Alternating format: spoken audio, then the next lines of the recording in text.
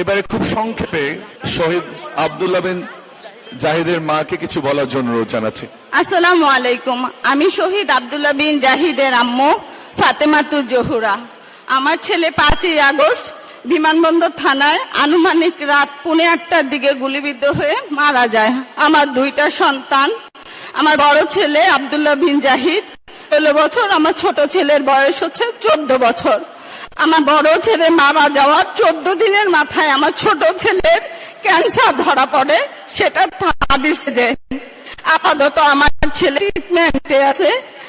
সরকার থেকে এ পর্যন্ত আমার ছেলের জন্য কোনো খোঁজ খবর নেওয়া হয় নাই। এই মার্চের 18 তারিখে আমার হাজবেন্ড ব্রেন স্ট্রোক করে মারা যায়।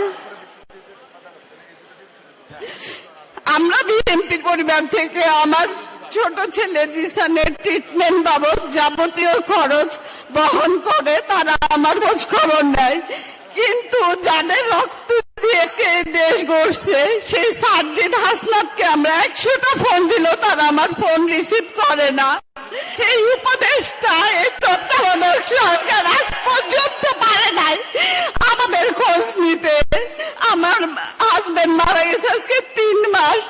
আমার বড় ছেলে মারা যাওয়ার পর থেকে আমার হাজবেন্ড অসুস্থ হয়ে রোজা গেছে। আমার হাজবেন্ড মারা গেছে মার্চের 18 তারিখে। আমার ছেলের এপ্রিলের 26 তারিখে একটা অপারেশন হয়, সেটাও আমরা বিএনপির পরিবার থেকে করে দিছে। তারা যদি আমার পাশে না থাকতো হয়তো আমি আমাদের শেষ অবলম্বনটুকু বাঁচাইতে পারতাম না।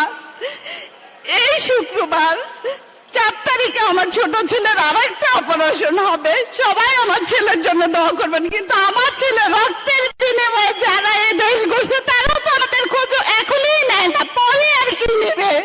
আমরা বিএনপি পরিবার যদি আজকে আমার ছেলের সাথে আমার সাথে না থাকতো তাহলে আমাদের রাস্তায় দাঁড়িয়ে ভিক্ষা করতে হয়তো, আর নাইলে আমার ছোট ছেলে আমার কাছে থাকতো না।